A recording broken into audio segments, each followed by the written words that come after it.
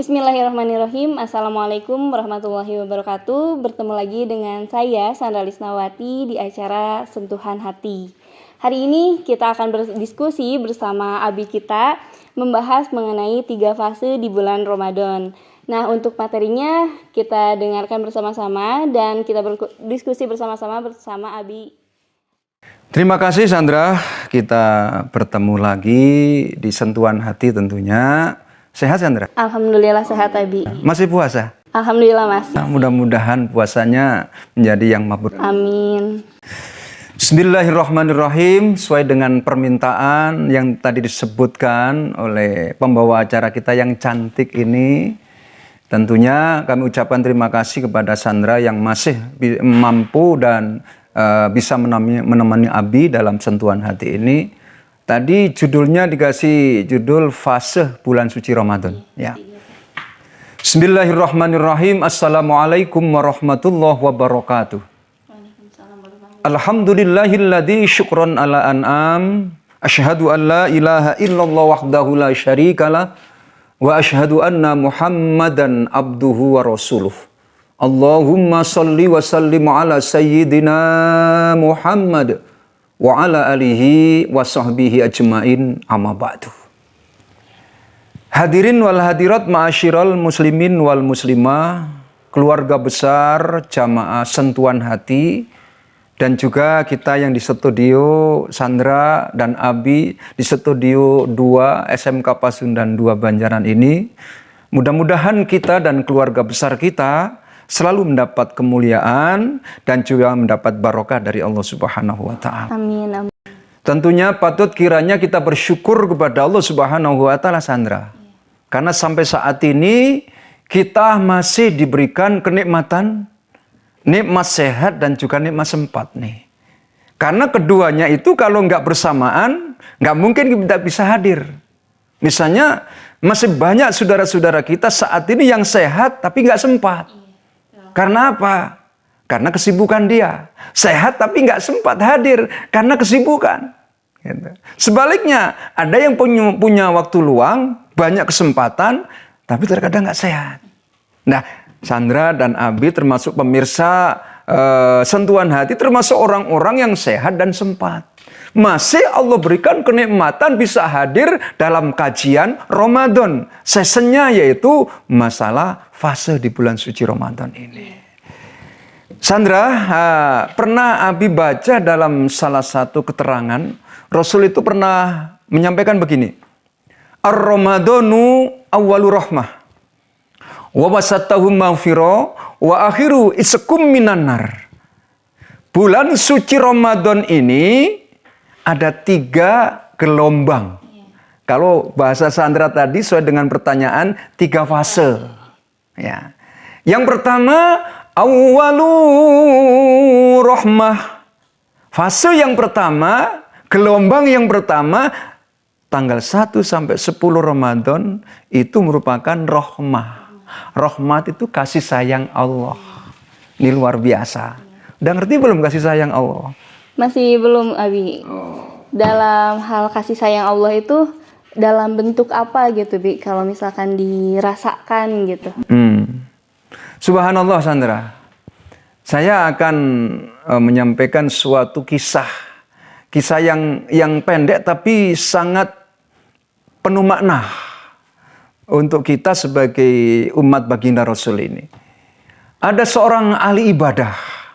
Sholatnya bagus, puasanya Ramadan bagus, Senin Kemis juga dilaksanakan. Setiap Senin dia nyenen, setiap Kemis ngemis. Ngemis kepada Allah tentunya Sandra ya. Setiap Senin dia nyenen, setiap Kemis dia ngemis. Iya, ngemis kepada Allah. Bukan cuma ngemis kepada manusia. 6 Syawal orang lain mah enak-enak memperingati 1 Syawal sampai 7 Syawal Idul Fitri, dia puasa 2 Syawal sampai 7 hari di bulan Syawal, puasa dia, nggak pernah ketinggalan.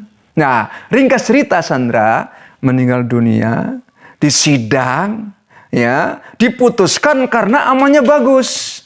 Diperiksa, Yang wajib sholatnya bagus. Yang sunnah sholatnya rawatibnya bagus. Terawehan juga nggak pernah tidak terawih. Ramadan puasa. Senin Kemis puasa. 6 hari Syawal puasa. Akhlaknya mulia. Kepada suami bager. Katanya diputuskan bahwa ini si ibu ini, katakanlah si ibu ini ahli surga. Nah, diantarlah oleh malaikat gitu. Malaikat Jibril nganter menuju ke dalam surga yang dijaga oleh malaikat Ridwan. Ini penjaga surga Ridwan ya. Nah, di tengah perjalanan Sandra, sang abid tadi, saya katakan sang abid ahli ibadah, si ibu tadi yang soleha tadi, iseng bertanya kepada malaikat, malaikat, ada apa bu?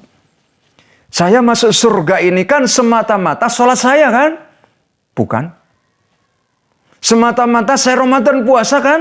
Juga bukan. Kalau begitu karena saya pernah haji 7 kali ke Mekah, mundar-mandir, Jeddah, Arab Saudi kan? Bukan. Sandra, ini orang ahli ibadah, ini sang abid, ini nangisnya nggak ketulungan. Nangis saja. Untuk apa saya puasa? Malaikat, untuk apa saya sholat, untuk apa saya zakat, untuk apa saya bisa ke Mekah, kalau semua itu tidak bisa menyebabkan masuk surga. Akhirnya malaikat ini sambil bercanda, jangan marah ibu, ibu masuk surga, tapi bukan semata-mata karena ibu sholat, bukan semata-mata Sandra itu sholat wungkul. Ya, bukan semata-mata kita ini melaksanakan haji, tapi ibu bisa masuk surga karena ibu dapat rahmatnya Allah.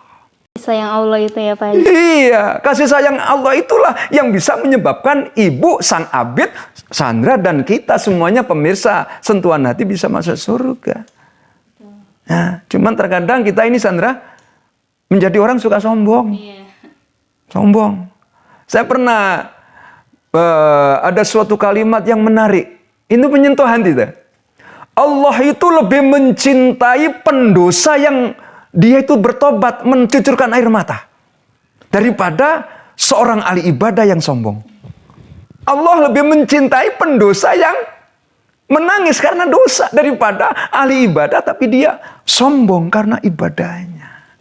Ini yang terkadang Sandra kita ini tidak terasa, tidak menyadari. Seakan-akan dosa itu kita dapat lenyap pahala kita karena dosa kita, karena kemaksiatan kita. Bukan cuma itu, dosa pahala kita akan bisa hilang. Ya, ketika kita merasa hebat daripada orang lain, merasa super daripada orang lain, merasa sudah segalanya. Kalau bahasa Jawa Baratnya apa ya? Pangpaingna di dia. Ini kalau nggak karena saya, wah, itu yang bisa menyebabkan mengikis habis pahala kita. Harus hati-hati Sandra.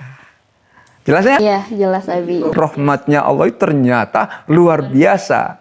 Nah, akhirnya ringkas cerita Sandra. Pemirsa sentuhan hati rahimakumullah.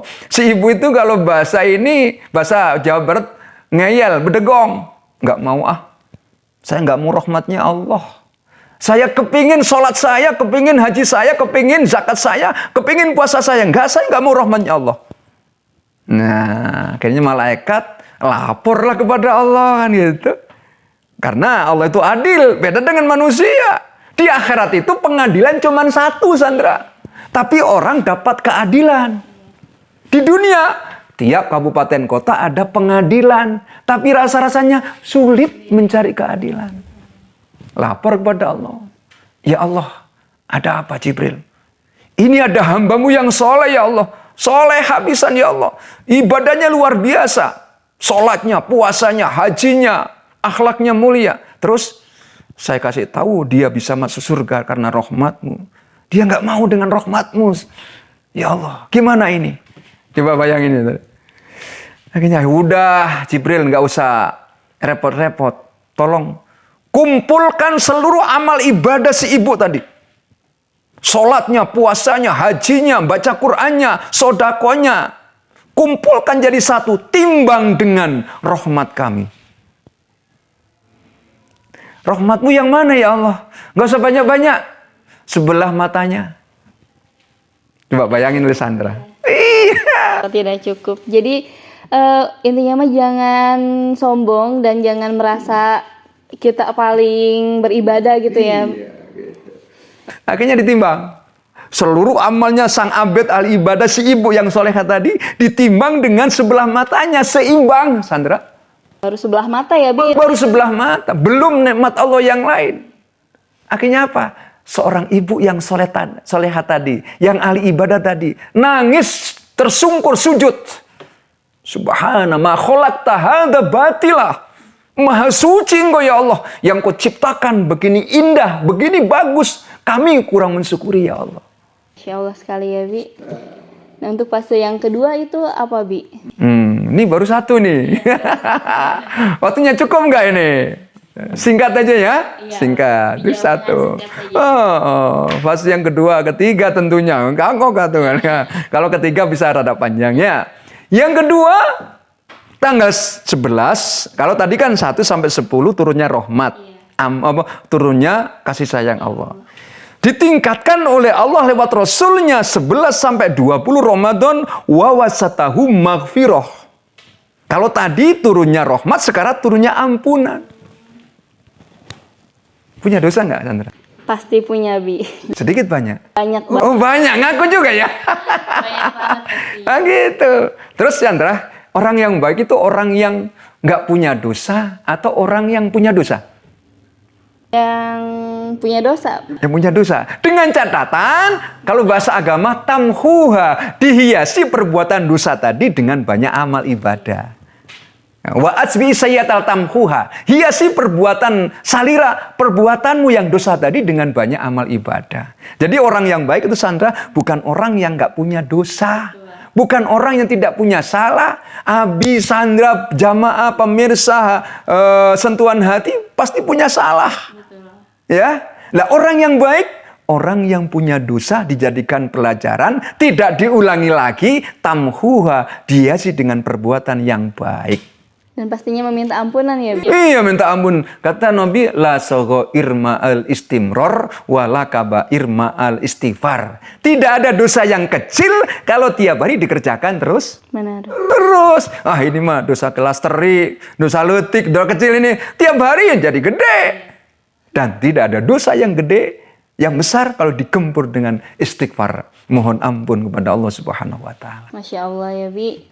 Mumpung kita Allah berikan umur saat ini, jangan pernah kita sia-siakan ngisi Ramadan yang cuma 1 bulan ini. Mudah-mudahan Sandra dan Abi termasuk pemirsa sentuhan hati, termasuk orang-orang yang mampu meraih 3 fase. Masya Allah sekali ya, Wi. Di 3 fase itu sangat sayang sekali jika dilewatkan ya, Wi. Ini adalah kesempatan emas dan kesempatan yang wajib banget dipenuhi gitu selama bulan Ramadan ini. Dan yang paling penting, Sandra, kita mampu mengejawantakan. Mengejawantakan itu kalau bahasa Abi itu melaksanakan dalam kehidupan sehari-hari. Mengamalkan ya, Wi. Mengamalkan itu. Nah, Masya Allah sekali ya, Bi. Dari tadi yang Abi sampaikan, mungkin ada pertanyaan dari saya. Mewakili semua pemirsa di sini juga gitu ya. Nah, bagaimana sih hukumnya orang yang puasa tapi tidak melaksanakan sholat? Terima kasih Sandra, pertanyaannya ini mewakili pemirsa sentuhan hati ya. Karena ini hal semacam ini barangkali sudah umum nih ya. Dan ini mohon maaf sekali, kedengarannya ini memang rada pahit, pedes. Tapi ini real nyata yang terjadi di masyarakat kita, di tengah-tengah masyarakat. Bagaimana hukumnya orang puasa tapi nggak sholat?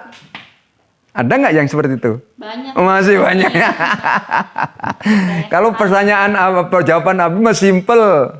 Supaya tidak ada yang tersakiti di antara semua jamaah. Gimana hukumnya orang yang puasa tapi nggak sholat? Iya. Gampang jawaban saya. Puasanya dia dapat pahala. Sementara dia nggak sholat, dosanya lebih gede. Karena apa saya katakan dosanya lebih gede? Awwalu ma yuhasabu indallahi yaumal qiyamah shalah fa in saluhat saluha sairi amali fa in fasadat fasadat sairi amali. Yang pertama-tama ditanyakan, dihisab di akhirat nanti sholat, Sandra. Iya, betul. Sholat kita. Barang siapa yang sholatnya bagus, mampu mencegah perbuatan keji dan mungkar, maka yang lain terangkat. Terangkat. Ibadah-ibadahnya ini diangkat, terangkat. Karena sholat. Tapi bayangin kalau nggak sholat. Istilah kalau baju itu nggak ada tempat, nggak ada gastoknya. Nggak ada gantungannya. Rek gantung kemana itu ibadah. Gitu loh. Ya. Jadi tolong, sampai Nabi saking pentingnya sholat. As-sholatu fiddin kama salir ro'si fil jasad. Sholat dalam ajaran agama Islam itu, Sandra, bagaikan kepala dengan badan. Makanya sangat disayangkan Ramadan. Besar pahala, dilipat gandakan oleh Allah. Jangan sampai kita sudah puasa, dapat pahala memang. Sholat enggak, dosanya gede. Ayo kita sempatkan. Waktunya enggak lama kok. 24 jam Allah berikan waktu dari semalam. Berapa jam kita diminta hak kita? Enggak ada 2 jam. Gitu. Mudah-mudahan Sandra dan Abi termasuk pemirsa Sentuhan Hati, termasuk orang-orang yang mampu menjaga puasa dan sholat yang 5 waktu. Amin, Abi. Alhamdulillahirrabbilalamin, ilmu yang luar biasa banget hari ini ya dari Abi kita. Dan dapat disimpulkan bahwa ada 3 fase yang gak boleh kita lewatkan. Dan itu adalah kesempatan yang besar banget untuk kita mendapatkan rahmat Allah dan kasih sayang Allah. Buat orang-orang yang puasa tapi tidak sholat itu sangat rugi sekali. Jadi buat semua sahabat Sentuhan Hati, sempatkanlah sholat gitu. Agar amal dan ibadah di bulan puasa ini menjadi lebih sempurna gitu.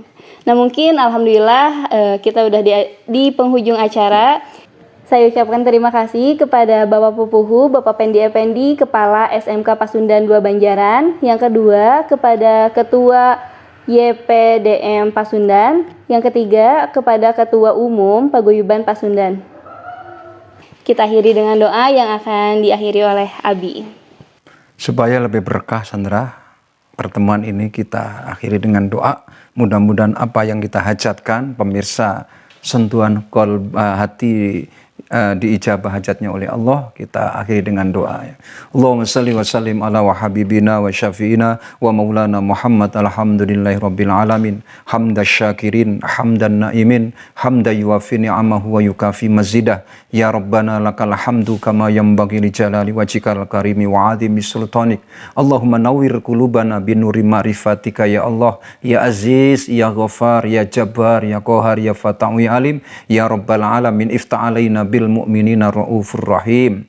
Allahumma inna nas'aluka ridhaka wal jannah wa na'udzubika min sakhatika wan nar. Rabbana atina fid dunya hasanah wa fil akhirati hasanah wa qina azabannar. Subhana rabbika rabbil izzati amma yasifun wa salamun alal mursalin walhamdulillahi rabbil alamin. Istajib tu'ana. Demikianlah yang Al-Fakir sampaikan, mudah-mudahan ada hikmah dan manfaatnya untuk Abi sendiri, Sandra, untuk Sandra dan pemirsa Sentuhan Hati rahimakumullah. Mudah-mudahan pertemuan kita ini menjadi pertemuan yang barokah. Insya Allah kita bertemu pada waktu dan gelombang yang sama. Assalamualaikum warahmatullahi wabarakatuh.